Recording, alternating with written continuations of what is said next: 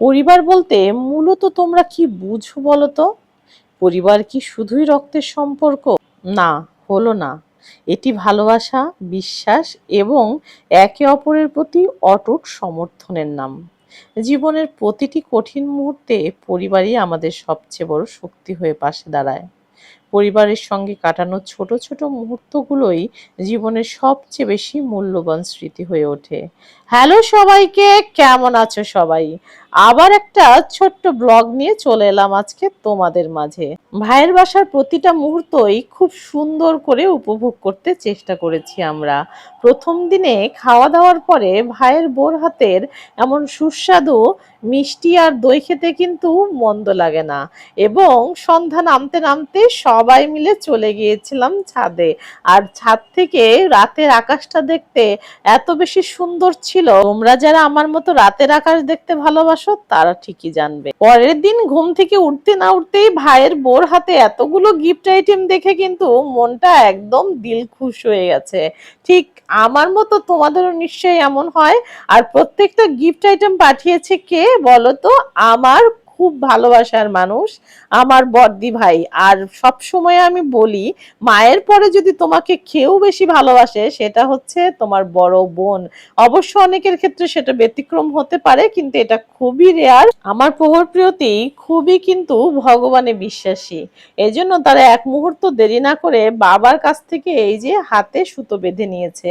আর এর মধ্যে আমার প্রিয়তি সোনা এদিক দিয়ে ওদিক দিয়ে কত কিছু করে বেড়াচ্ছে। প্রিয়তিকে যত দেখছিলাম ততই আমার ছোটবেলার মামার বাড়ির কথা মনে হচ্ছিল। আর আমার ভাইয়ের লক্ষ্মী বউটার কথা আর কি বলবো, সে তো আমাকে রান্নার কাছে ঘেঁষতেই দেয় নাই। এই 2 দিন আমি যে পরিমাণ আরাম করেছি, সত্যি অনেকদিন পরে এত সুন্দর করে নিজের একটু রিল্যাক্স টাইম পার করলাম। পরিবারের সাথে কোয়ালিটি টাইম কাটানো, তাদের সাথে গল্পগুজব করা, তাদের সাথে মুভি দেখা, খাওয়া দাওয়া করা সবকিছুই কিন্তু অনেক বেশি উপভোগ্য লাগে। তোমরা যারা আমাদের মতো পরিবার ভালোবাসো, পরিবারের সাথে অ্যাটাচমেন্টকে ভালোবাসো, তারা কিন্তু ঠিকই বুঝতে পারছো ঠিক কতটা ভালো সময় কাটিয়েছি ভাইয়ের বাসাতে যেয়ে। যেহেতু প্রহর প্রিয়তি ড্রয়িং ক্লাসটা অনলাইনে করে, এই জন্য তাদের প্রয়োজনীয় জিনিসগুলো আমি সাথেই নিয়ে এসেছিলাম, যাতে করে তারা ক্লাসটা করতে পারে মামার বাসায় বসে।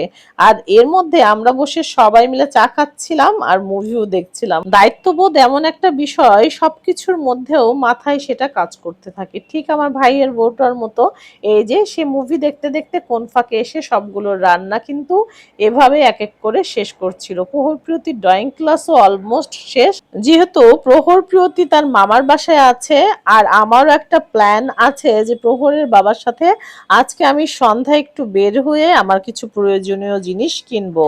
তাই তো ঝটপট করে খেয়ে দিয়ে প্রহরের বাবা আর আমি মিলে একটু প্রয়োজনীয় জিনিস কেনাকাটা করতে বেরিয়ে গিয়েছিলাম। সব সময় মনে রাখবে, পরিবারের থেকে নিরাপদ আশ্রয় তোমার জন্য আর একটিও নাই।